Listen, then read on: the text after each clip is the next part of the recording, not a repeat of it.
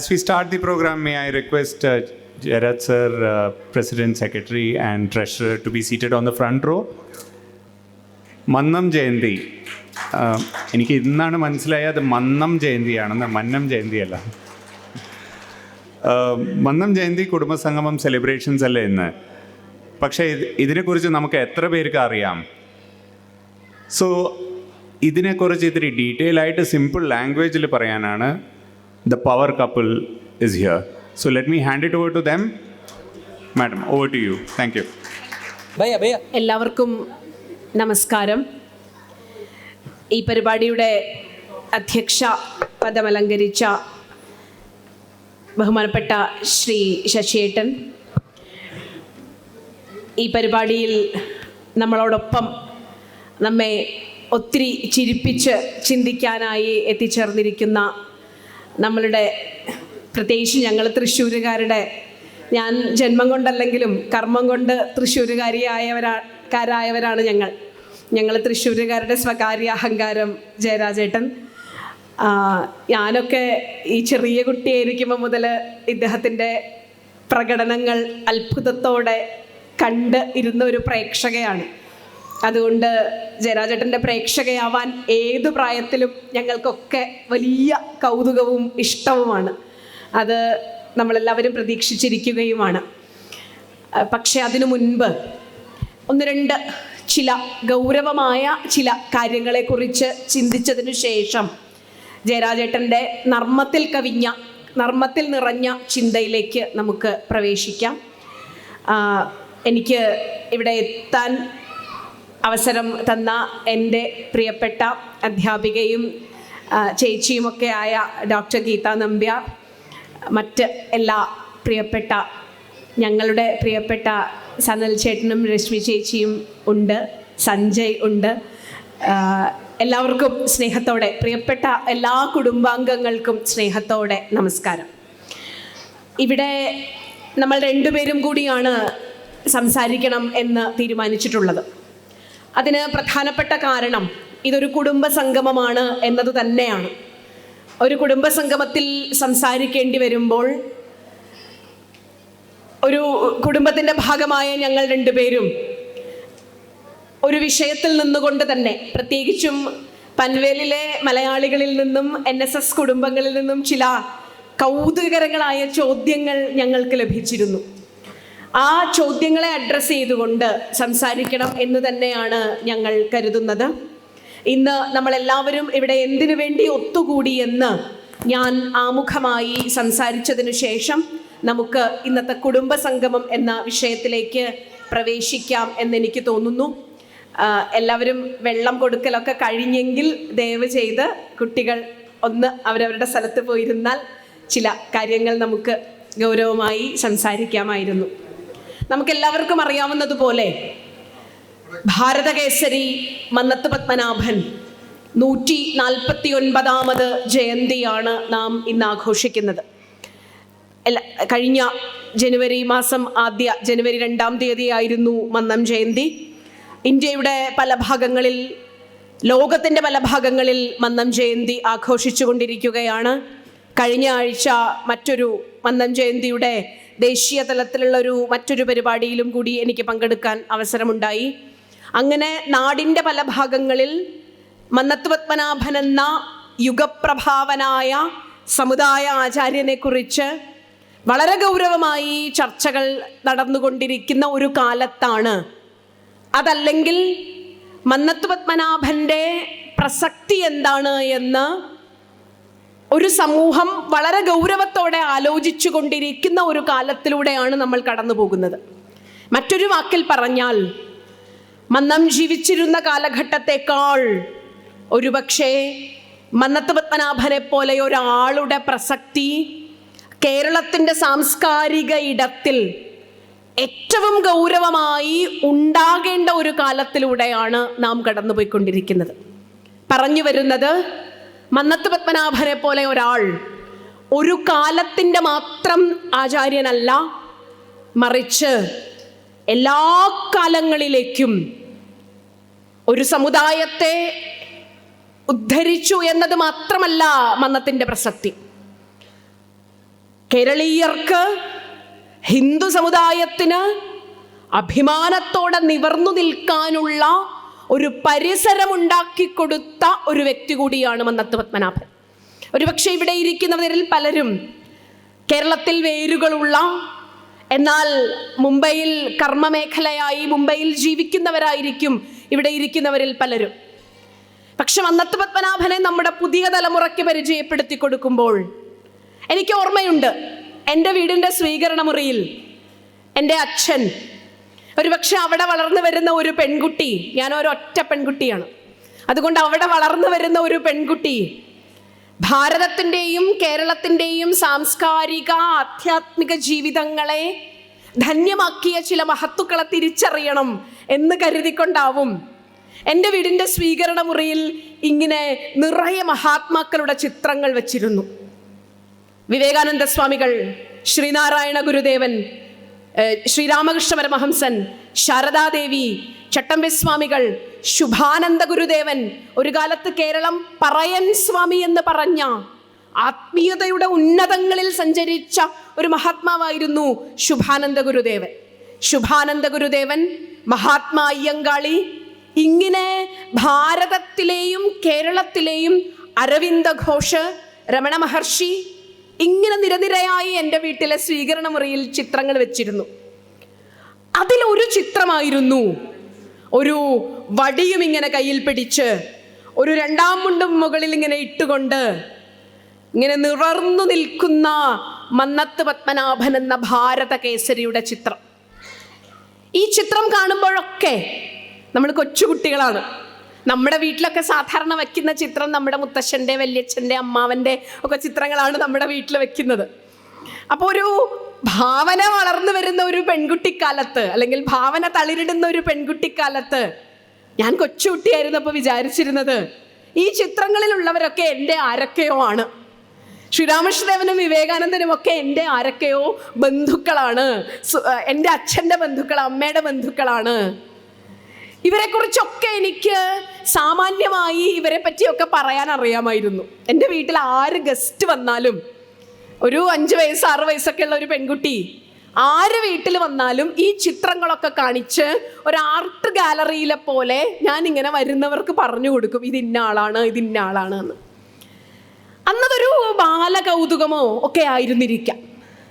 പക്ഷെ അത് ആ പെൺകുട്ടിക്കാലത്തു നിന്നും നാം സമൂഹത്തോട് ഗൗരവമായി നമ്മുടെ ചിന്ത കൊണ്ട് സമ്മതിക്കുന്ന ഒരു ജീവിതത്തിലേക്ക് നമ്മൾ പ്രവേശിച്ചപ്പോൾ വാസ്തവത്തിൽ എന്നെപ്പോലെ ഒരു വ്യക്തിക്ക്, ഒരു കുടുംബത്തിൻ്റെ പശ്ചാത്തലത്തിൽ നമ്മളെയൊക്കെ വീടുകളിൽ വളർന്നു വരുന്നത് പോലെ വളർന്നു വന്ന ഒരാൾക്ക് ജീവിതത്തിൽ ഏറ്റവും കരുത്തായത് ഈ ഭാരതത്തിൻ്റെ സാംസ്കാരിക ജീവിതത്തെ ഗൗരവമായി സ്വാധീനിച്ച മഹത്തുക്കളുടെ ജീവിതം വളരെ കുട്ടിക്കാലം മുതലേ എൻ്റെ ഉള്ളിൽ വളരെ ദൃഢമായി ഉണ്ടായിരുന്നു.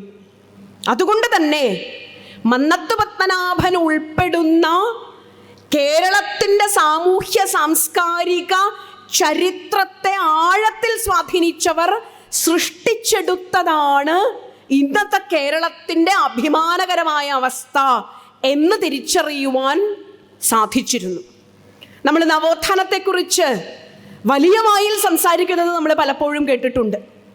പക്ഷേ നവോത്ഥാനം, കേരളത്തിൻ്റെ നവോത്ഥാനം 100% കേരളത്തിൻ്റെ നവോത്ഥാനത്തിന് നാം കടപ്പെട്ടിരിക്കുന്നത് കേരളത്തെ സാംസ്കാരികമായും അതിനപ്പുറത്ത് ആധ്യാത്മികമായും സ്വാധീനിച്ച മഹത്വങ്ങളിലൂടെയാണ്. മന്നത്ത് പത്മനാഭൻ എപ്പോഴും പറയുമായിരുന്നു, ഒരു സമൂഹത്തിന്, ഒരു സമാജത്തിന് ഉണരണമെങ്കിൽ അവിടെ ഭൗതികമായ സ്വത്തുക്കൾ, അവരുടെ കെട്ടുറപ്പ്, ഇത് മാത്രം പോരാ. ഒരു സമൂഹത്തിന് ഉണരണമെങ്കിൽ അവരെ നയിക്കുന്ന ഒരു ആത്മീയ ശക്തി ഉണ്ടാകണം. ആധ്യാത്മികതയുടെ പശ്ചാത്തലത്തിൽ നിന്നുകൊണ്ട് മാത്രമേ ഒരു സമാജത്തിന് ശരിയായ രീതിയിൽ വികസിക്കാൻ സാധിക്കൂ എന്ന് ഉറച്ചു വിശ്വസിച്ചുകൊണ്ടാണ് മന്നം ചട്ടമ്പിസ്വാമി തിരുവടികളെ, പരമഭട്ടാര വിദ്യാധിരാജ ചട്ടമ്പിസ്വാമി തിരുവടികളെ മുൻനിർത്തിക്കൊണ്ട് മാത്രമേ നമുക്ക് കേരളത്തിൻ്റെ ചരിത്രം എഴുതാൻ സാധിക്കുകയുള്ളൂ എന്നുറച്ചു വിശ്വസിച്ചുകൊണ്ടാണ് സമുദായ ആചാര്യനായി ചട്ടമ്പിസ്വാമികളെ മുൻനിർത്തി മന്നം പ്രവർത്തിച്ചു തുടങ്ങിയത്. അപ്പം ചട്ടമ്പിസ്വാമികളും ശ്രീനാരായണ ഗുരുദേവനും ഒക്കെ ചേർന്ന് നിർമ്മിച്ചെടുത്തതാണ് ഇന്ന് നാം അനുഭവിക്കുന്ന ഈ സ്വാതന്ത്ര്യവും സാംസ്കാരിക മഹത്വവും നവോത്ഥാനവും എന്ന് തിരിച്ചറിയുന്നിടത്താണ് മന്നത്ത് പത്മനാഭനെ പോലെ ഒരു മഹാനായ ആചാര്യൻ്റെ പ്രസക്തി നാം മനസ്സിലാക്കുന്നത്. ഒരുപക്ഷെ ഇവിടെ ഇരിക്കുന്ന പുതിയ തലമുറയിലെ ആളുകൾക്ക് സങ്കല്പിക്കാൻ പോലും കഴിയാത്ത രീതിയിലുള്ള അസമത്വങ്ങളും അനീതികളും അന്ധവിശ്വാസങ്ങളും നിറഞ്ഞതായിരുന്നു അന്നത്തെ കേരളത്തിൻ്റെ സാംസ്കാരിക പശ്ചാത്തലം. നായന്മാർ, മന്നം എപ്പോഴും പറയും, നായന്മാർ 4 കെട്ടുകളിൽ മുഴുകിക്കിടക്കുകയാണ്. വെടിക്കെട്ട്, കേസുകെട്ട്, താലികെട്ട്, കുതിരകെട്ട്. ഈ കൊല്ലം ഭാഗത്തുള്ളവർക്ക്, ഈ ഓണാട്ടുകര ഭാഗത്തുള്ളവർക്ക് അറിയാം, വലിയ എടുപ്പ് കുതിരകളെ ഉണ്ടാക്കിയിട്ട്. മന്നം പറയും, മറ്റു സമുദായത്തിലുള്ളവർ ധനം കൊണ്ട്, സമ്പത്ത് കൊണ്ട്, ബുദ്ധി കൊണ്ട്, ജപധ്യാനങ്ങളിലൂടെയൊക്കെ അവരുടെ സാംസ്കാരികവും ആധ്യാത്മികവുമായ പ്രവർത്തനങ്ങൾ മുന്നോട്ട് കൊണ്ടുപോകുമ്പോൾ നായർ എന്നും കേസുകെട്ടിൻ്റെ പുറകെയാണ്. ലക്ഷക്കണക്കിന് രൂപ നായർ ചിലവിടുന്നത് വെടിക്കെട്ടിന് പുറകെ നടന്നിട്ടാണ്, കേസുകെട്ടിന് പുറകെ നടന്നിട്ടാണ്. അപ്പം അനാചാരങ്ങളിലും അന്ധവിശ്വാസങ്ങളിലും മുഴുകിക്കഴിഞ്ഞിരുന്ന ഒരു സമാജത്തെ അവിടെ നിന്ന് ഉയർത്തിക്കൊണ്ടുവന്നത് മന്നത്ത് പത്മനാഭനെ പോലെയുള്ള ഒരാളുടെ പ്രവൃത്തിയാണ്. പക്ഷേ മന്നം ഉറച്ചു വിശ്വസിച്ചിരുന്നു, നായർ സമുദായത്തിന് വേണ്ടി താൻ പ്രവർത്തിക്കുന്ന ഏതൊരു പ്രവർത്തനവും ആ നാട്ടിലെ വിശാലമായ ഹിന്ദു സമാജത്തിൻ്റെ ഉയർച്ചയ്ക്ക് വേണ്ടിയായിരിക്കണം. മന്നം ഹൃദയപൂർവ്വം ഓർക്കുന്ന ഒരു അനുഭവമുണ്ട്. ഇവിടെ ഇരിക്കുന്ന ഓരോ വ്യക്തിയുടെ ഉള്ളിലും നിറയേണ്ട ഒരു അനുഭവമാണ്. അന്ന് വിവേകാനന്ദ സ്വാമികൾ ഭ്രാന്താലയം എന്ന് വിളിച്ച ഒരു കേരളത്തെ നമുക്കറിയാം. മന്നത്തിൻ്റെ വീട്ടിലെ കുടുംബ തറവാട്ടില്, നമ്മുടെയൊക്കെ പല വീടുകളിലും ഇതര സമുദായത്തിലുള്ള, പ്രത്യേകിച്ചും നമ്മൾ താഴ്ന്ന സമുദായത്തിലുള്ളവർ എന്ന് പറയുന്നവരെ വീട്ടിൽ കയറ്റില്ല, അടുക്കളയിൽ കയറ്റില്ല. മന്നം അഴകൻ എന്ന് പറയുന്ന ഒരു പുലയ സമുദായത്തിൽ പെട്ട ഒരാളെ അകത്ത് വിളിച്ചു കൊണ്ടുവന്ന് അടുക്കളയിലിരുത്തി മന്നത്തിൻ്റെ അമ്മ അദ്ദേഹത്തിന് ഭക്ഷണം വിളമ്പിക്കൊടുത്തു. പക്ഷേ മന്നത്തിൻ്റെ വീട്ടിൽ നിൽക്കുന്ന ജോലി ചെയ്യുന്ന സ്ത്രീ അദ്ദേഹം താഴ്ന്ന ജാതിക്കാരനാണ് എന്ന് പറഞ്ഞുകൊണ്ട് അദ്ദേഹത്തിൻ്റെ ഇലയെടുക്കാൻ ഞാൻ തയ്യാറാവില്ല എന്ന് പറഞ്ഞപ്പോൾ മന്നത്തിൻ്റെ അമ്മ അദ്ദേഹത്തിൻ്റെ ഇലയെടുത്തു കൊണ്ടുപോയി മന്നം ഒഴിച്ചു കൊടുത്ത വെള്ളം കൊണ്ട് അദ്ദേഹം കൈ കഴുകി നവോത്ഥാനം വെറും പ്രസംഗിക്കേണ്ടതല്ലെന്നും അത് അവനവൻ്റെ കുടുംബത്തിൽ നിന്ന് ആരംഭിക്കേണ്ടതാണെന്നും മന്നം തെളിയിക്കുകയായിരുന്നു. വക്കം സത്യാഗ്രഹത്തിന് മന്നം മുന്നിൽ നിന്നുകൊണ്ട് സവർണജാഥ നയിച്ചത് നമുക്കറിയാം. അതായത് ഈ സമൂഹത്തിലെ ഏറ്റവും താഴെക്കിടയിലുള്ള വ്യക്തികളെ പോലും സമൂഹത്തിൻ്റെ മുൻനിരയിലേക്ക് കൊണ്ടുവരിക എന്നതാണ് സമൂഹത്തിൽ മുന്നിൽ ജീവിക്കുന്ന നായർ സമുദായത്തിൻ്റെ ഉത്തരവാദിത്തം എന്ന് മന്നം ഉറച്ചു വിശ്വസിച്ചിരുന്നു. അന്ന് വക്കം സത്യാഗ്രഹത്തെക്കുറിച്ച് സംസാരിക്കുവാൻ ഇണ്ടന്തുരുത്തിമനയിലെ കാരണവർ മന്നത്തെ ക്ഷണിച്ചു. അപ്പം മന്നത്തോടൊപ്പം പാപ്പി എന്ന് പറയുന്ന ഒരു പുലയനും കൂടെ ഉണ്ടായിരുന്നു. അപ്പം മനയിലെ കാരണവർ പറഞ്ഞു, പാപ്പി അകത്ത് പ്രവേശിക്കണ്ട, പാപ്പി പുറത്തു നിന്നാ മതി എന്ന് പറഞ്ഞു. മന്നം ധൈര്യപൂർവ്വം ഉറക്കെ പറഞ്ഞു, പാപ്പിക്ക് കടക്കാൻ പറ്റാത്തിടത്ത് പത്മനാഭനും കടക്കുന്നില്ല എന്ന് പറഞ്ഞ് ഇറങ്ങിപ്പോയ ഒരു ചരിത്രമാണ് കേരളത്തിലെ ജാതീയതയെ ഇല്ലാതാക്കിക്കൊണ്ട് കേരളം അഭിമാനത്തോടെ സമൂഹത്തിന് മുന്നിൽ തല ഉയർത്തി നിൽക്കാൻ ഇന്ന് പഠിപ്പിച്ചത് മന്നം ചെയ്ത പ്രവർത്തികളാണ്. തനിക്ക് വേണ്ടി ഒന്നും സ്വീകരിക്കാതെ മന്നം NSSന് വേണ്ടിയിട്ട് നമുക്കറിയാം, ഓരോ ഉൽപ്പന്ന പിരിവ് നടത്തിക്കൊണ്ട് ഓരോ വീടുകളിലും പോയിട്ട് യാചിക്കും. ചില ദിവസം ഭക്ഷണമൊന്നും കഴിക്കില്ല. മന്നം ഒരു ദിവസം വൈകുന്നേരം വരെ ഒന്നും കഴിച്ചില്ല. ചങ്ങനാശ്ശേരിക്ക് അടുത്തൊരു വീട്ടിൽ ചെന്നപ്പോൾ അവിടെ രാത്രിയായി, ഭക്ഷണമൊക്കെ തീർന്നു, കുറച്ച് കഞ്ഞിവെള്ളം ഇരിപ്പുണ്ട്, അത് കൊടുത്തു. അതുമാത്രം കുടിച്ചുകൊണ്ട് മന്നം തനിക്ക് വേണ്ടി ചിലവാക്കാതെ 280 രൂപ അന്ന് NSSൽ നിന്നും മന്നത്തിന് ഒരു അലവൻസായി കൊടുത്തിരുന്നു. തൻ്റെ രോഗം പോലും ചികിത്സിക്കാൻ മന്നം പലപ്പോഴും ശ്രമിച്ചിട്ടില്ല. കാരണം NSSൻ്റെ പണമാണത്. NSSനുള്ളതാണ്. മന്നത്തിൻ്റെ 60ാം പിറന്നാൾ ഗംഭീരമായി ആഘോഷിച്ചപ്പോൾ ആരോ ഒരു സ്വർണ്ണമാല അദ്ദേഹത്തിന് സമ്മാനം കൊടുത്തു. അപ്പൊ കൗതുകം കൊണ്ട് മകള് പറഞ്ഞു, അച്ഛാ എനിക്ക് ഈ മാല തരുമോ എന്ന് ചോദിച്ചു. അപ്പൊ പറഞ്ഞു, എനിക്കൊന്നുമില്ല, എനിക്കുള്ളതൊക്കെ എൻ്റെ സമൂഹത്തിനുള്ളതാണ്, എൻ്റെ സമുദായത്തിനുള്ളതാണ്. അപ്പോ വിശാലമായ ഹിന്ദു സമാജത്തിന്റെ ഐക്യമുണ്ടെങ്കിൽ മാത്രമേ, മന്നവും ആർശങ്കറും ചേർന്ന് അന്ന് ഹിന്ദു മുന്നണി രൂപീകരിക്കുകയും കേരളത്തിലെ 2 പ്രബല സമുദായങ്ങൾ ഒരുമിച്ച് നിന്നുകൊണ്ട് പ്രവർത്തിച്ചെങ്കിൽ മാത്രമേ കേരളത്തിലെ പുരോഗതിയിലേക്ക് കൊണ്ടുവരാൻ സാധിക്കൂ എന്നും ഉള്ള രീതിയിൽ ഒരുമിച്ച് നിന്നുകൊണ്ട് മന്നവും ആർശങ്കറും പ്രവർത്തിക്കാനുള്ള ശ്രമമുണ്ടായപ്പോൾ അതിന് എതിരെ ശക്തമായ എതിർപ്പുകൾ ഉണ്ടായത് നമ്മുടെ രാഷ്ട്രീയ കക്ഷികളുടെ ഭാഗത്തു നിന്ന് തന്നെയായിരുന്നു. ഇന്നും കേരളത്തിലെ സ്ഥിതി വ്യത്യസ്തമല്ലെന്ന് നമുക്കറിയാം. അപ്പോ കേരളം മന്നം വിഭാവനം ചെയ്ത വിശാലമായ ഒരു ഐക്യത്തിലേക്ക് പരിവർത്തനം ചെയ്യപ്പെടണമെങ്കിൽ, ജാതീയതയ്ക്കതീതമായി നമ്മളൊക്കെ വിശാലമായ ഒരിടത്തേക്ക് പരിവർത്തനം ചെയ്യപ്പെടണമെങ്കിൽ, മന്നം വിചാരിച്ച രീതിയിൽ നമ്മുടെയൊക്കെ മനസ്സിൽ നിന്നും ജാതീയതയുടെ അവസാനത്തെ വേരും കൂടി ഇല്ലാതായാൽ മാത്രമേ മന്നം വിഭാവനം ചെയ്യുന്ന തരത്തിലുള്ള കുടുംബങ്ങൾ രൂപപ്പെടേണ്ടതുള്ളൂ. ഇന്ന് മന്നത്തിൻ്റെ 149ാം ജയന്തി ആഘോഷിക്കുന്ന ഈ സമയത്ത് നമ്മുടെ പുതിയ തലമുറ മനസ്സിലാക്കണം, നമ്മുടെ കുടുംബങ്ങൾ മനസ്സിലാക്കണം.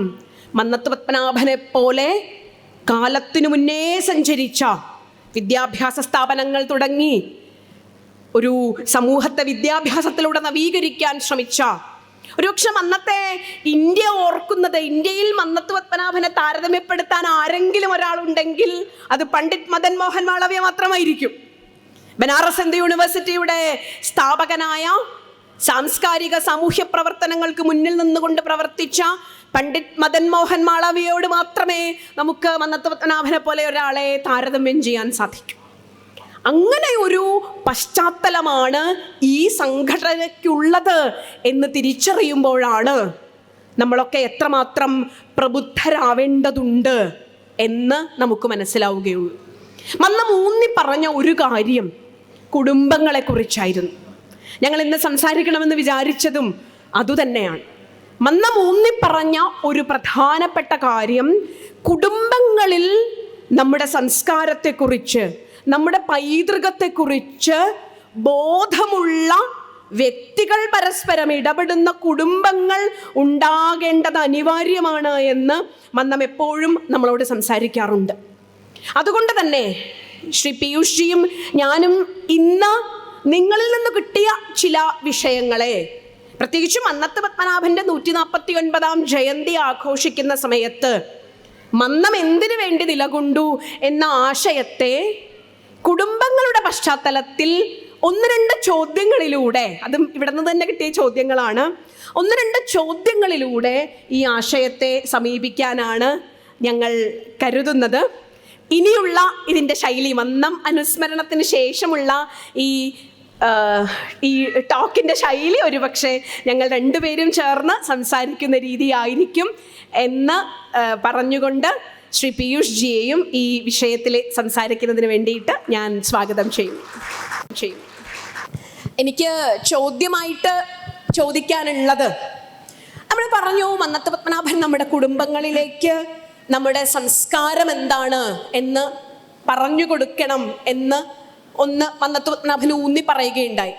പലപ്പോഴും നമ്മൾ ഈ ഇവിടെ ഇരിക്കുന്ന കുറേ ചെറുപ്പക്കാരുണ്ട്, ഇവരൊക്കെ പലപ്പോഴും സോഷ്യൽ മീഡിയയിലൂടെയും സാമൂഹ്യ മാധ്യമങ്ങളിലൂടെയും ഒക്കെ നമ്മൾ കേൾക്കാറുള്ളത്, നമ്മളൊക്കെ ആധുനികനാവേണ്ടതുണ്ട്, നമ്മളൊക്കെ ആധുനികനാവണം. ഇന്നത്തെ കാലത്ത് ജീവിക്കണമെങ്കിൽ നിങ്ങളുടെ കഴിഞ്ഞതൊക്കെ നിങ്ങളെ അപകീർത്തിപ്പെടുത്തുന്നതായിരുന്നു. നിങ്ങൾക്ക് ഒന്നും നല്ലതുണ്ടായിരുന്നില്ല നിങ്ങളുടെ സംസ്കാരത്തിൽ, പഴയതൊക്കെ മോശമായിരുന്നു.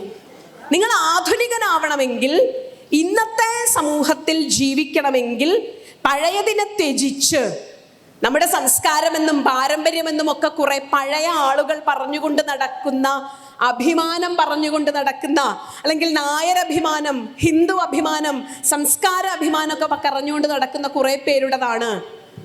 അതിലൊന്നും വലിയ കാര്യമൊന്നുമില്ല. ആധുനികനാവണമെങ്കിൽ നാം പുതിയ കാലത്തോട് സമ്മതിച്ചുകൊണ്ട് ജീവിക്കണം എന്ന് പറയുന്ന ഒരു പുതിയ കാലത്താണ് നമ്മൾ ജീവിക്കുന്നത്. എങ്ങനെയാണ് പുതിയ കാലത്തു നിന്നുകൊണ്ട് നമ്മുടെ സംസ്കാരത്തെ, നമ്മുടെ പാരമ്പര്യത്തെ നിർവചിക്കുന്നത്? എല്ലാവർക്കും നമസ്കാരം. ഒരു നല്ല കൃതി അതല്ലെങ്കിൽ ഒരു നല്ല കലാരൂപം എന്താണ് എന്ന് എന്നോട് ചോദിക്കുകയാണെങ്കിൽ എനിക്ക് വളരെ ലളിതമായിട്ടുള്ള ഒരു നിർവചനമുണ്ട്. അതൊന്നെങ്കിൽ നമ്മളെ ചിരിപ്പിക്കുന്നതായിരിക്കണം, അതല്ലെങ്കിൽ നമ്മളെ ചിന്തിപ്പിക്കുന്നതായിരിക്കണം.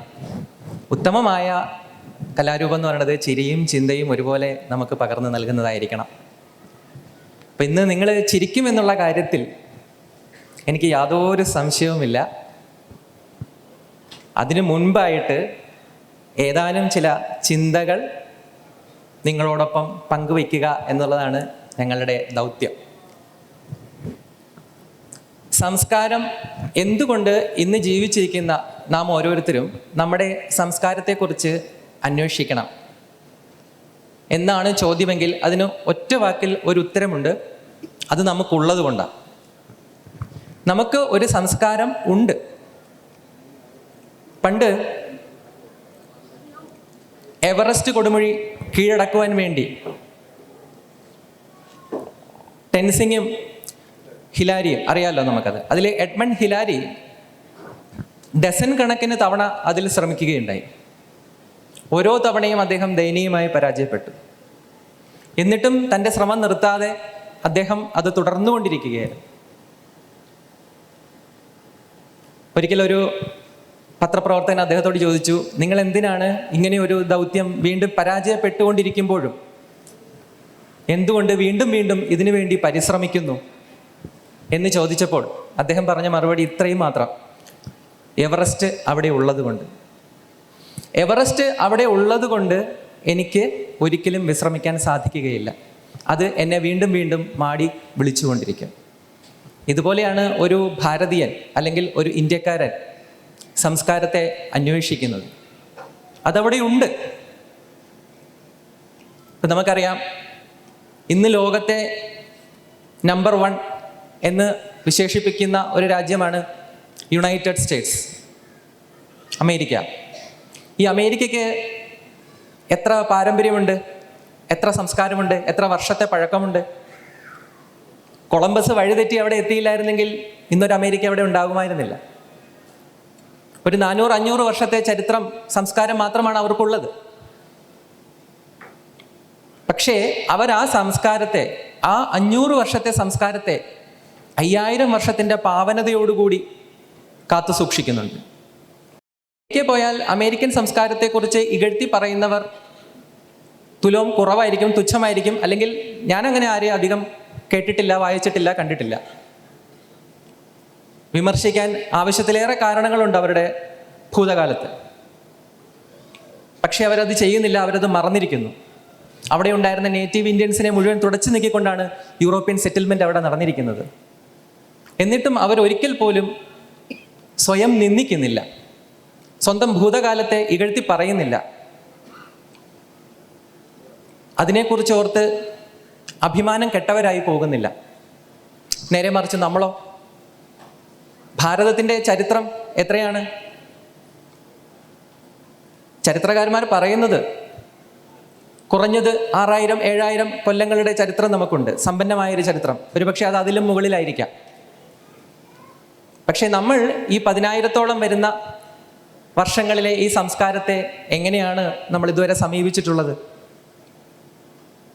ചരിത്രത്തിൽ കുറച്ച് നക്ഷത്ര തിളക്കമുള്ള കുറച്ച് പേർ മാത്രം വന്നിട്ട് നമ്മളോട് സംസ്കാരത്തെ പറ്റി ഓർമ്മിപ്പിച്ച് കടന്നു പോകുന്നു. ഒരു വിവേകാനന്ദ സ്വാമി, ഒരു മഹർഷി അരവിന്ദൻ, അങ്ങനെ കുറച്ച് പേർ മാത്രം അതിനെക്കുറിച്ച് ഓർമ്മിപ്പിച്ച് കടന്നു പോകുന്നു. പക്ഷേ നമ്മളോ? അപ്പോൾ സംസ്കാരത്തെക്കുറിച്ച് നമ്മൾ എന്തുകൊണ്ട് അന്വേഷിക്കണമെന്ന് ചോദിച്ചാൽ നമുക്കത് അവിടെ ഉണ്ട്. നമുക്ക് ഒരിക്കലും അതിനെ മറക്കാൻ സാധിക്കുകയില്ല, അതിനെ അവഗണിക്കാൻ സാധിക്കുകയില്ല. അങ്ങനെ അവഗണിച്ച് നമ്മൾ ജീവിക്കുകയാണെങ്കിൽ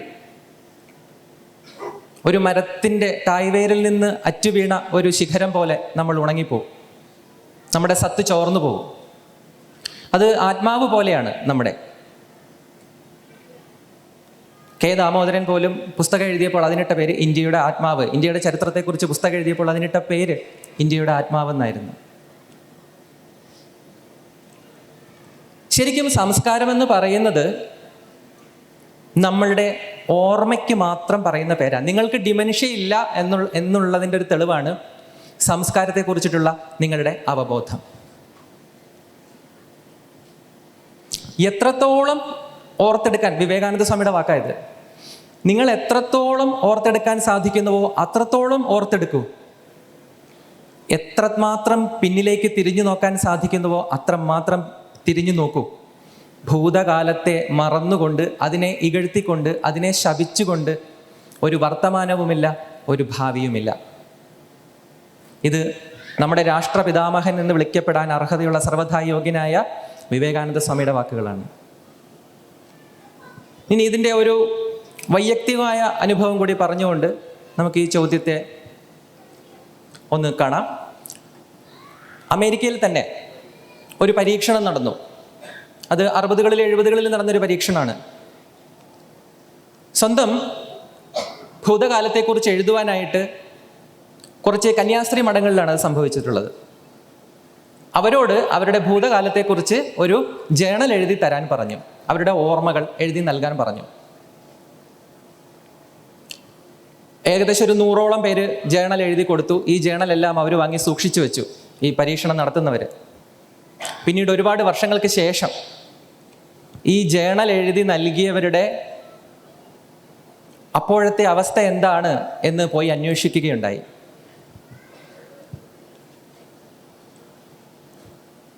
തൻ്റെ ഭൂതകാലത്തെ കൃതജ്ഞതയോടുകൂടി ഓർത്തെടുത്തിട്ടുള്ള ആൾക്കാരും തൻ്റെ ഭൂതകാലത്തെ കൃതജ്ഞതയോടുകൂടി, അല്ലെങ്കിൽ ഭൂതകാലത്തെ പഴിചാരിക്കൊണ്ട് അതിൻ്റെ വേദനാജനകമായ ഓർമ്മകളെ മാത്രം ജേണലിൽ എഴുതി വെച്ചിട്ടുള്ള ആൾക്കാരും തമ്മിൽ പ്രകടമായ വ്യത്യാസം അവർ കണ്ടു.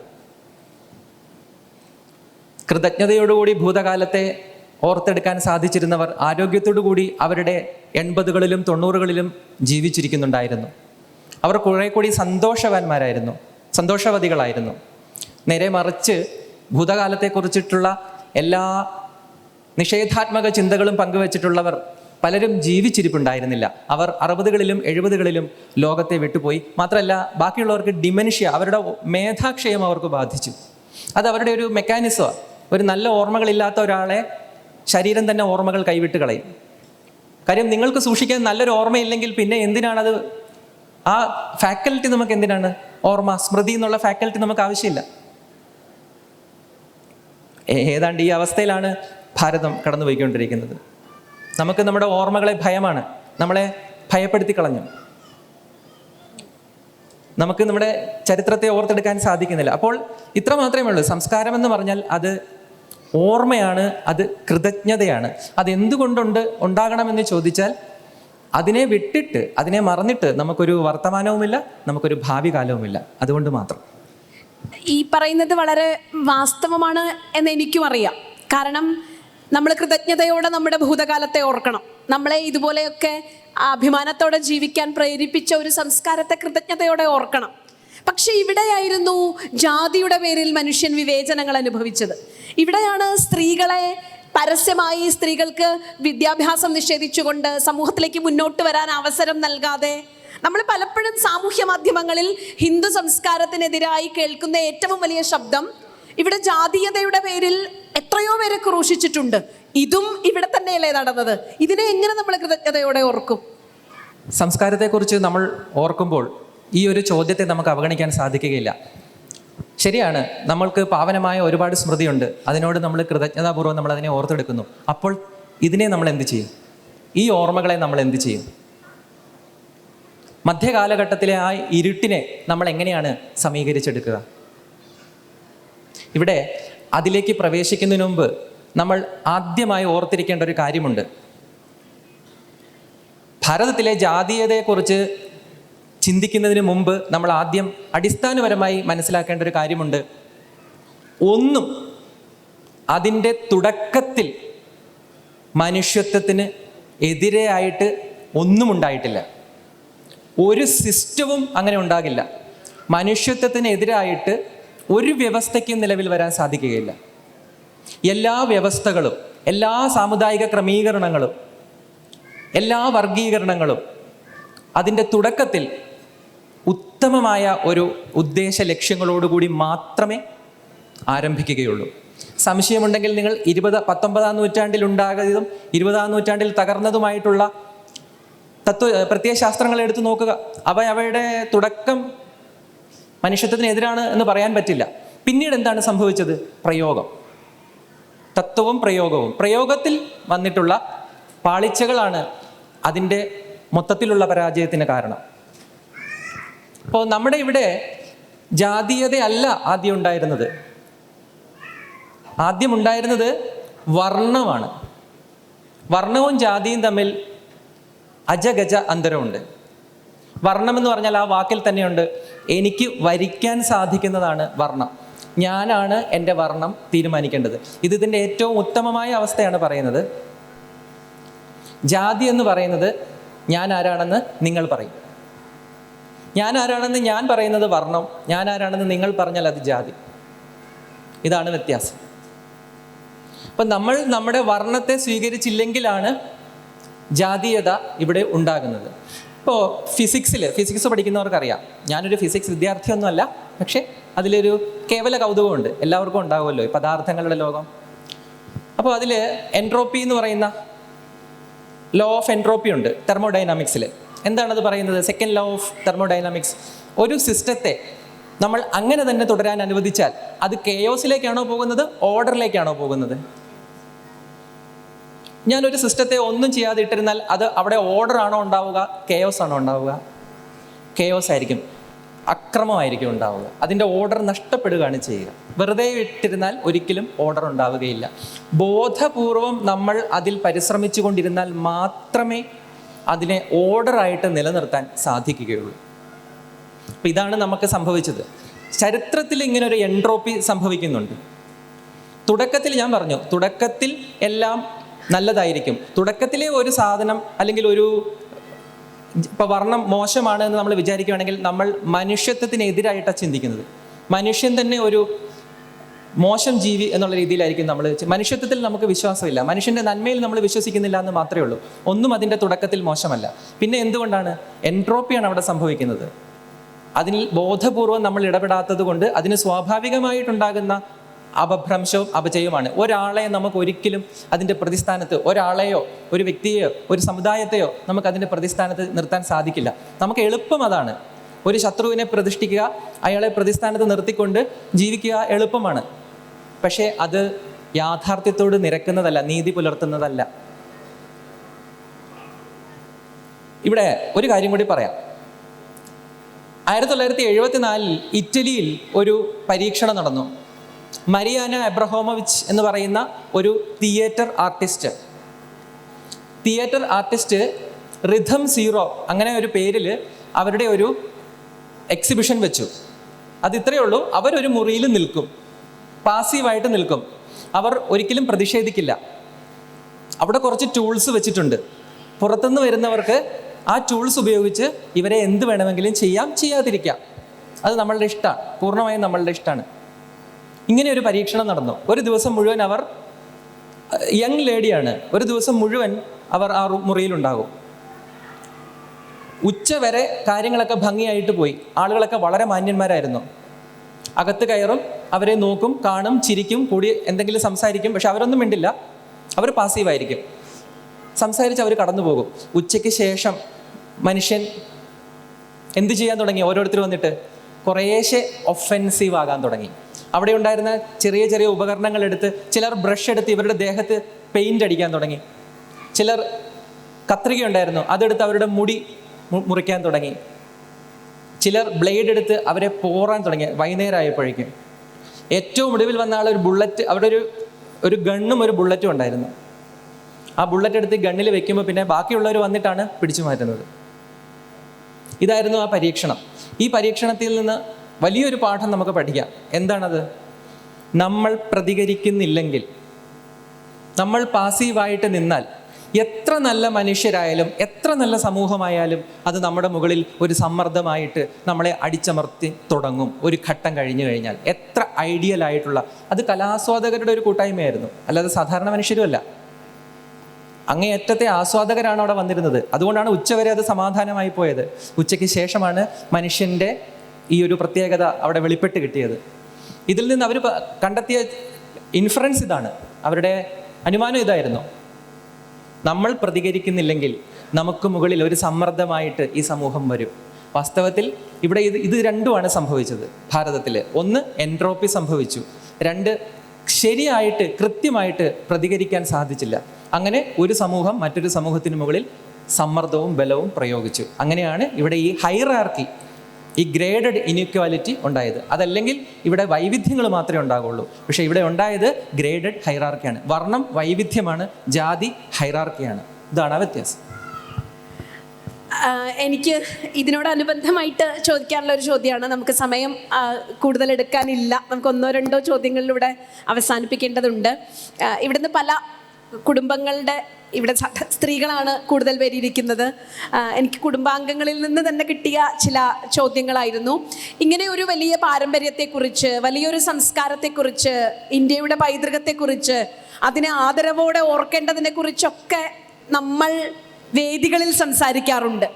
പക്ഷേ ഇത് നമ്മുടെ കുടുംബങ്ങളിലേക്ക്, നമ്മുടെ കുട്ടികളിലേക്ക്, നമ്മുടെ പുതിയ തലമുറയിലേക്ക്, പ്രത്യേകിച്ചും അവർ സയൻസിൻ്റെ ലോകത്ത്, അവർ യുക്തിയുടെ ലോകത്ത്, സയൻറ്റിഫിക് ടെമ്പറമെൻറ്റിൻ്റെ ലോകത്ത് ജീവിക്കുന്നവരാണ് നമ്മുടെ പുതിയ തലമുറ. അവരോട് എങ്ങനെയാണ് നമ്മുടെ ഭാരതത്തിൻ്റെ ഈ സ്പിരിച്വാലിറ്റിയെക്കുറിച്ച്, നമ്മുടെ ആത്മീയ പാരമ്പര്യത്തെക്കുറിച്ച്, കുടുംബങ്ങളിൽ ഉണ്ടാകേണ്ട ഐക്യത്തെക്കുറിച്ച്, ഈ പാരമ്പര്യത്തെക്കുറിച്ച് നമ്മൾ എങ്ങനെയാണ് നമ്മുടെ പുതിയ തലമുറയിൽ കുടുംബങ്ങളോട്, വീടുകളിൽ കുട്ടികളോട് സംസാരിക്കേണ്ടത്?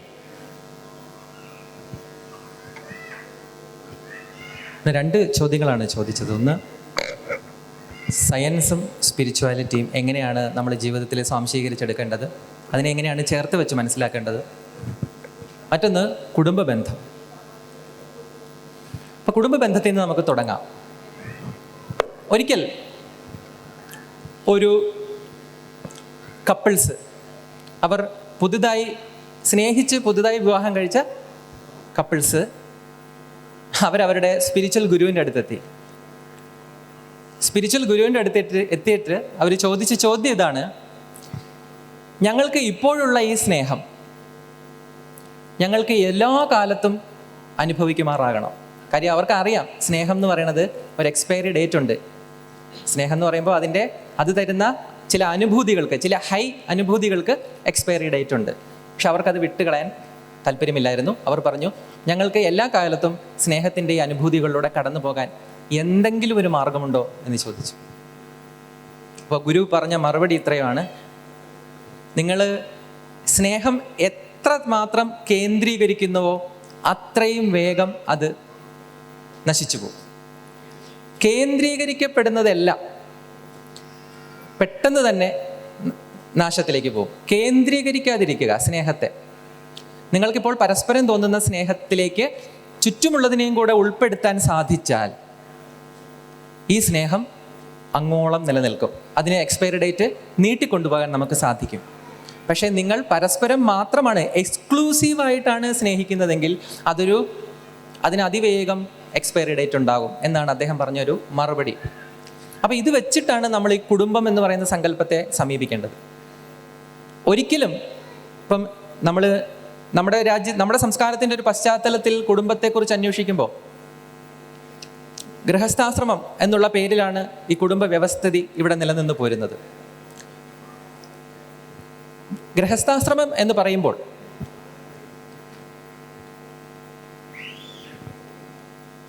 ഇതിൽ പ്രധാനമായിട്ടുമുള്ളത്, അതിൻ്റെ ഏറ്റവും എസൻസാണ് സംസാരിക്കുന്നത്. ഗൃഹസ്ഥാശ്രമത്തിൽ ഏറ്റവും പ്രധാനമായിട്ടുള്ളത് 5 യജ്ഞങ്ങളാണ്, പഞ്ചമഹായജ്ഞങ്ങൾ.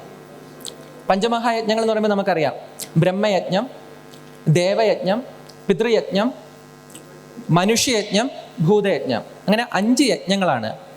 ഇതിത്രയും നമ്മൾ മനസ്സിലാക്കിയിരിക്കണം. ഇതിനകത്ത് വലിയൊരു രഹസ്യമുണ്ട്. ഞാൻ ഈ നേരത്തെ പറഞ്ഞ സ്നേഹം കേന്ദ്രീകരിക്കപ്പെടാതിരിക്കണമെങ്കിൽ ഈ 5 യജ്ഞങ്ങളെക്കുറിച്ച് നമുക്കൊരു അവയർനെസ് ഉണ്ടായിരിക്കണം. ഒന്ന് ബ്രഹ്മയജ്ഞം എന്ന് ഞാൻ പറഞ്ഞു. എന്താണ് ബ്രഹ്മയജ്ഞം?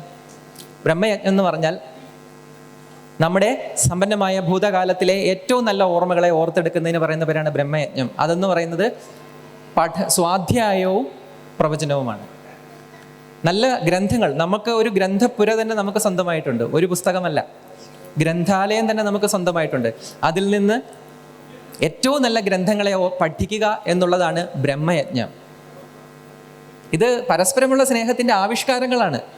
അല്ലാതെ പരസ്പരം സ്നേഹിക്കുക എന്ന് പറഞ്ഞാൽ MDയുടെ മഞ്ഞ് എന്ന് പറയുന്ന ഗ്രന്ഥത്തിൽ പറയുന്നത് പോലെ ഒരു മുറിക്കുള്ളിൽ അടച്ചിരിക്കുന്ന ഒരു അവസ്ഥയെക്കുറിച്ച് അദ്ദേഹം വിവരിക്കുന്നുണ്ട്. അതല്ല വാസ്തവത്തിൽ ബ്രഹ്മയജ്ഞം. രണ്ടാമതെന്ന് പറയുന്നത് ദേവയജ്ഞം. ദേവയജ്ഞം എന്ന് പറയുമ്പോൾ നമ്മളുടെ കുലദേവത, പരദേവത, ഞാൻ അതിനെക്കുറിച്ച് അധികം വിശദീകരിക്കുന്നില്ല. അത് ഓരോരുത്തരുടെയും വൈകാരികമായ ഒരു കേന്ദ്രം ഉണ്ട് എല്ലാവർക്കും. മറ്റൊന്ന് പിതൃയജ്ഞമാണ്. പിതൃയജ്ഞം വളരെ പ്രധാനമാണ്. നമ്മുടെ കഴിഞ്ഞുപോയ തലമുറകളെ, തൊട്ട് മുമ്പിലുള്ളവരെ ഓർത്തെടുക്കുക. കൃതജ്ഞതയാണത്. പിതൃയജ്ഞം എന്ന് പറയുന്നത് ശ്രാദ്ധം എന്ന് പറയുന്നത് തന്നെ അത് തന്നെയാണ്. കൃതജ്ഞത ഇല്ലെങ്കിൽ ശ്രാദ്ധം പൂർണ്ണമാകില്ല. ശ്രാദ്ധം എന്ന് പറയുന്നത് കൃതജ്ഞതയാണ്. ഓർത്തെടുക്കുക, ഓർത്തെടുത്ത് നന്ദി പറയുന്നതിന് പറയുന്ന പേരാണ് ശ്രാദ്ധം. മറ്റേത് അതിൻ്റെ ആചാരപരമായൊരു വശം മാത്രമാണ്. ഓർത്തോർത്ത് നന്ദി പറയുക. നമ്മളിവിടെ നിൽക്കുന്നത് ഒരു 5 or 6 തലമുറ പുറകോട്ടെടുത്താൽ 4000 പേരുണ്ടാവോ നമ്മളുടെ പിതൃസ്ഥാനത്ത്? ഒരു 6 or 7 തലമുറ നമ്മൾ പുറകോട്ടെടുത്താൽ നമുക്ക് പുറകിൽ ഒരു 4000-ഓളം പേരുണ്ടാവും. അവരുടെ എല്ലാം അനന്തരഫലമായിട്ടാണ് ഞാനിവിടെ നിൽക്കുന്നത്. അപ്പോൾ ഓർത്തെടുക്കുക, ഓർത്ത് നന്ദി പറയാൻ സാധിക്കുക. അതാണ് പിതൃയജ്ഞം. അവിടെയും അതും സ്നേഹത്തിൻ്റെ ഒരു ആവിഷ്കാരമാണ്. പിന്നെയുള്ളത് മനുഷ്യയജ്ഞം. പിതൃക്കൾ എന്ന് പറഞ്ഞാൽ നമുക്ക് മുമ്പേ ഈ ഭൂമിയിൽ നിന്ന് പോയവരാണ്. മനുഷ്യർ എന്ന് പറഞ്ഞാൽ നമ്മുടെ സഹജാതരും നമ്മുടെ കൂടെയുള്ളവരുമാണ്. ഇതേ സ്നേഹം നമ്മുടെ കൂടെയുള്ളവരോടും വേണം. കൃതജ്ഞത തന്നെയാണത്. ഉബുണ്ടു എന്നൊരു വാക്കുണ്ട് ആഫ്രിക്കൻ ലാംഗ്വേജിൽ. I am because we are. ഇതാണ് അതിൻ്റെ ആ വാക്കിൻ്റെ അർത്ഥം. ഉബുണ്ടു, ഞാനിവിടെ ഉള്ളത് നമ്മളിവിടെ ഉള്ളത് കൊണ്ടാണ്. എനിക്ക് ഒറ്റയ്ക്ക് ഇവിടെ അസ്തിത്വമില്ല. ഒറ്റയ്ക്ക് മരുഭൂമിയിലേക്ക് അകപ്പെട്ടു പോയ മനുഷ്യർ 90% മരിച്ചു പോകും. 10% പേര് രക്ഷപ്പെട്ട് തിരിച്ചു വന്നിട്ടുണ്ട്. അവർ പറഞ്ഞിട്ടുണ്ട് എന്താണ് ഒരു മറ്റൊരാളുടെ പ്രസക്തി എന്താണെന്ന് പറഞ്ഞിട്ടുണ്ട്. അതാണ് മനുഷ്യയജ്ഞം. മറ്റൊരാളില്ലെങ്കിൽ ഈ വസ്ത്രം, ഞാൻ കഴിക്കുന്ന ഭക്ഷണം, ഇതെല്ലാം എനിക്ക് കൃത്യമായി വരുന്നത് കൊണ്ടാണ് എനിക്ക് നിലനിൽപ്പുള്ളത്. ആ ഓർമ്മയെ ആ അവബോധം എന്നോടൊപ്പം ഉണ്ടാകണം. അതാണ് മനുഷ്യയജ്ഞം. പിന്നെയുള്ളത് ഭൂതയജ്ഞമാണ്. ഭൂതയജ്ഞം എന്ന് പറഞ്ഞാൽ മനുഷ്യർ മാത്രമല്ല ഈ ലോകത്തുള്ളത്. 83 ദശലക്ഷം ജീവവർഗങ്ങളുണ്ട്, സ്പീഷീസുകളുണ്ട്. അതിലൊന്ന് മാത്രമാണ് നമ്മൾ. നമ്മളില്ലെങ്കിലും ഈ പ്രപഞ്ചം നിലനിൽക്കും, ഒരു സംശയം വേണ്ട. മനുഷ്യന് ഇവിടെ വലിയ കോൺട്രിബ്യൂഷൻ ഇല്ല. പക്ഷേ തേനീച്ചകളില്ലെങ്കിൽ നമ്മൾ ഈ ഭൂമുഖത്തുനിന്ന് മാഞ്ഞു പോകും. തേനീച്ചകളാണ് പരാഗണം നടത്തുന്നത്. അവർ ഉള്ളത് കൊണ്ടാണ് ഈ ഭൂമി പച്ച പിടിച്ചു നിൽക്കുന്നത്. അങ്ങനെ വളരെ ചെറിയൊരു ജീവി ഇല്ലെങ്കിൽ ഈ ഭൂമി ഇല്ലാതായി പോകും. പക്ഷെ നമ്മളില്ലെങ്കിൽ ഈ ഭൂമി തുടരും. നമ്മളിവിടെ ഉണ്ടായിരുന്നില്ല, നമ്മൾ ഇടയ്ക്ക് മാത്രം വന്നവരാണ്. അപ്പോൾ ഇതാണ് ഭൂതയജ്ഞം. ഇത്രയും ഓർമ്മകൾ നമുക്കുണ്ടായിരിക്കണം.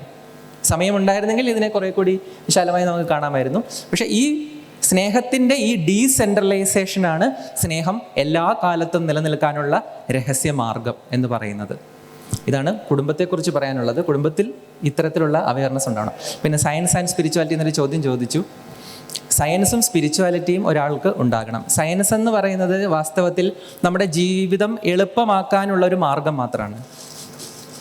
സ്പിരിച്വാലിറ്റി എന്ന് പറയുന്നത് എങ്ങനെ ജീവിക്കണം എന്നുള്ളതിൻ്റെ ഉത്തരവല്ല. സയൻസ് എങ്ങനെ ജീവിക്കണം എന്നുള്ളതിൻ്റെ ഉത്തരമാണ്. എങ്ങനെ മഴ പെയ്യുന്നു, എങ്ങനെ ജീവിതം കൂടുതൽ എളുപ്പമാക്കാം, ഹൗ എന്നുള്ള ചോദ്യത്തിൻ്റെ ഉത്തരമാണ് സയൻസ്. മനുഷ്യൻ അതിനേക്കാൾ ഗംഭീരമായൊരു ചോദ്യമുണ്ട് എല്ലാ മനുഷ്യർക്കും. എന്താണ്? വൈ, എന്തുകൊണ്ട്? അസ്തിത്വപരമായൊരു ചോദ്യമുണ്ട്. അതിനെ നമുക്ക് മറക്കാൻ പറ്റില്ല. നേരത്തെ പറഞ്ഞതുപോലെയാണ്, ഹിമാലയത്തെക്കുറിച്ചും ആദ്യം പറഞ്ഞതുപോലെയാണ്. അതവിടെ ഉണ്ട്, അതിനെ നമുക്ക് ബൈപ്പാസ് ചെയ്ത് പോകാൻ പറ്റില്ല. അപ്പം രണ്ടിനും അതിൻ്റേതായ സ്ഥാനമുണ്ട്. ഹൗ എന്നുള്ളതിനും സ്ഥാനമുണ്ട്, വൈ എന്നുള്ളതിനും സ്ഥാനമുണ്ട്. നമ്മൾ എന്തുകൊണ്ട് ജീവിക്കണം എന്ന് ആധ്യാത്മികത നമുക്ക് പറഞ്ഞു തരുമ്പോൾ എങ്ങനെ ജീവിക്കണമെന്ന് സയൻസ് നമുക്ക് പറഞ്ഞു തരുന്നു. എങ്ങനെ എളുപ്പം, ഇപ്പം നമുക്ക് പുറത്ത് ചൂടുണ്ട്, ഇവിടെ നമുക്ക് തണുപ്പിൽ നിൽക്കാൻ പറ്റുന്നത് ഒന്ന് ആലോചിച്ച് നോക്കൂ. സ്വർഗത്തിൽ ഇപ്പം അറേബ്യൻ മരുഭൂമിയിലുണ്ടായ ഒരു മതത്തിൻ്റെ സ്വർഗം എന്ന് പറഞ്ഞാൽ തണുപ്പുള്ള സ്വർഗമാണ്. അതേസമയം ടിബറ്റിലെ ബുദ്ധിസ്റ്റുകളുടെ സ്വർഗത്തിൽ ചൂടാണ് ഉള്ളത്. അപ്പോൾ സ്വർഗം എന്ന് പറയുന്നത് നമ്മുടെ സങ്കല്പം എന്ന് പറഞ്ഞാൽ നമ്മളിപ്പോൾ അനുഭവിക്കുന്ന രൂക്ഷമായ അനുഭവങ്ങളിലെ മയപ്പെടുത്തിയ ഒരു പതിപ്പായിരിക്കും. അപ്പോൾ ഇവിടെ നമുക്ക് തണുപ്പിൽ നിൽക്കാൻ സാധിക്കുന്നത് ശാസ്ത്രം ഉള്ളത് കൊണ്ടാണ്. എങ്ങനെ ഇവിടെ കൂടുതൽ നന്നായി നമുക്ക് നിൽക്കാമെന്ന് ശാസ്ത്രം പറഞ്ഞു തരുന്നു. പക്ഷെ അതുകൊണ്ട് മാത്രം ഒരാൾക്ക് ജീവിക്കാൻ പറ്റില്ല. എന്തുകൊണ്ട് നമ്മൾ ജീവിക്കണം എന്ന് പറഞ്ഞു തരുന്നത്, അല്ലെങ്കിൽ അങ്ങനെ ഒരു അന്വേഷണം നമ്മളിൽ ഉണ്ടാകുമ്പോൾ അത് ആധ്യാത്മികതയാണ്. ഇപ്പം മന്നൻ തന്നെ പറയാറുണ്ട്, മനുഷ്യന് 2 തരത്തിലുള്ള അന്വേഷണം ഉണ്ടാകണം. ഒന്ന് ജിജ്ഞാസയും മറ്റൊന്ന് മുമുക്ഷുത്വവും. 2 തരത്തിലുള്ള അന്വേഷണം ഉണ്ടാകണം. ജിജ്ഞാസ ശാസ്ത്രം, സയൻസിലേക്ക് നയിക്കും.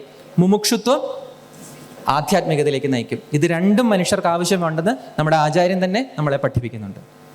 ചോദ്യങ്ങൾ എന്ന രീതിയിൽ നമുക്ക് കുറേ ചോദ്യങ്ങളുണ്ട്, പക്ഷെ നമുക്കിതിവിടെ അവസാനിപ്പിക്കേണ്ടതുണ്ട്. ഞങ്ങൾ സംസാരിക്കാൻ ഉദ്ദേശിച്ചത് ഇത് മാത്രമേ ഉള്ളൂ. നമ്മളുടെ കുടുംബങ്ങളിൽ നമുക്ക് നമ്മുടെ പുതിയ തലമുറയോട് പറഞ്ഞു കൊടുക്കണം നമ്മുടെ 5 യജ്ഞങ്ങളെക്കുറിച്ച്. ഇതൊരുപക്ഷെ ഉപനിഷത്ത് കാലത്ത് നിന്നും വേദകാലത്ത് നിന്നും നമ്മളിലേക്ക് വന്നു ചേർന്നതാണ്. ഇതിന് ബ്രഹ്മയജ്ഞം, ദേവയജ്ഞം എന്ന പേരുകളൊന്നും ചിലപ്പോൾ പുതിയ കുട്ടികളോട് പറയേണ്ടതില്ല. മറിച്ച് നമുക്ക് നമ്മുടെ പാരമ്പര്യത്തെക്കുറിച്ച് അവരോട് പറയണം, നമ്മുടെ പൂർവികരെക്കുറിച്ച്, നമ്മളെ നിലനിർത്തിയ നമ്മുടെ പിതൃക്കളെക്കുറിച്ച്, നമ്മുടെ പഴയ തലമുറയെക്കുറിച്ച് അവരോട് പറയണം, സഹജീവികളെക്കുറിച്ച് അവരോട് പറയണം, മനുഷ്യത്വത്തെക്കുറിച്ച് അവരോട് പറയണം, നന്മയെക്കുറിച്ച് അവരോട് പറയണം. ഇത് നിരന്തരം നമ്മുടെ കുടുംബങ്ങളിൽ സംസാരിച്ചു കൊണ്ടിരുന്നാൽ സ്വാർത്ഥതയുള്ള ഒരു സമൂഹത്തിൽ നിന്നും ലോകത്തെ മുഴുവൻ സ്നേഹിക്കുന്ന ചില മനസ്സുകളെങ്കിലും നമുക്ക് അവിടെ നിന്ന് സൃഷ്ടിച്ചെടുക്കാനാകും. മലയാളത്തിൻ്റെ പ്രിയ കവി ശ്രീ മധുസൂദനൻ നായർ ഒരു കവിതയിൽ ഹൃദയം നിറഞ്ഞ് ഇങ്ങനെ പറഞ്ഞു: തനിച്ചുണ്ണാനുള്ളതല്ലീ ഉലകമുണ്ണി, ചതിച്ചു നേടുവാനല്ല വിജയമൊന്നും. തനിച്ചുണ്ണാനുള്ളതല്ല ഈ ലോകം, പങ്കിട്ടെടുക്കാനുള്ളതാണ് ഈ ലോകം. ഉപനിഷത്ത് പറഞ്ഞതുപോലെ തേന ഭുഞ്ചീഥ, കൊടുത്തുകൊണ്ട് എടുക്കൂ.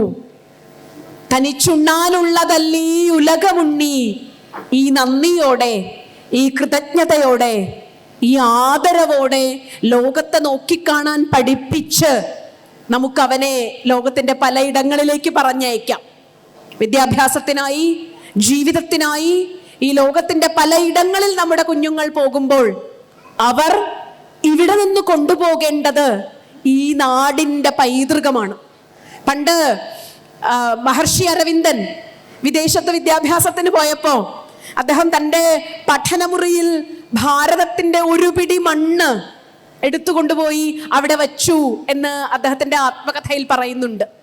ഈ നാടിൻ്റെ ഒരു പിടി മണ്ണ് എന്ന് പറഞ്ഞാൽ അത് ഈ നാടിൻ്റെ ഋഷി പാരമ്പര്യമാണ്, ഈ നാടിൻ്റെ മൂല്യങ്ങളാണ്, ഈ നാടിൻ്റെ സംസ്കാരമാണ്, ഈ നാടിൻ്റെ സേവന പാരമ്പര്യമാണ്.